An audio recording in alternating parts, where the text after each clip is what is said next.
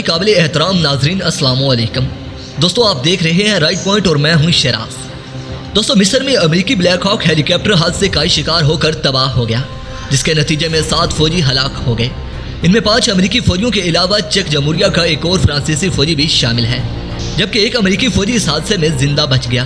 دوستو ہلاک ہونے والے فوجیوں کے نام نہیں بتائے گئے۔ پیارے ناظرین، وائس آف امریکہ کے مطابق یہ تمام فوجی اسرائیل اور مصر کے مابین امن معاہدے کے تحت کثیر قومی امن فوج کے دستے میں شامل تھے۔ دوستو جمعرات کے روز یہ ہیلی کاپٹر جزیرہ نما سینائی میں معمول کی نگراں پرواز کر رہا تھا جب یہ حادثہ پیش آیا۔ دوستو حادثے کی دیگر تفصیلات بھی جاری نہیں کی گئی، جبکہ کثیر قومی امن فوج کے ترجمان نے اس حوالے سے کسی بھی قسم کی ممکنہ دہشت گردی کی تردید کرتے ہوئے اسے صرف ایک حادثہ قرار دیا ہے۔ دوستو وائس آف امریکہ کی اردو ویب سائٹ کے مطابق یہ حادثہ اس سال امریکی فوج کو پیش آنے والا سب سے ہلاکت خیز حادثہ بھی ہے۔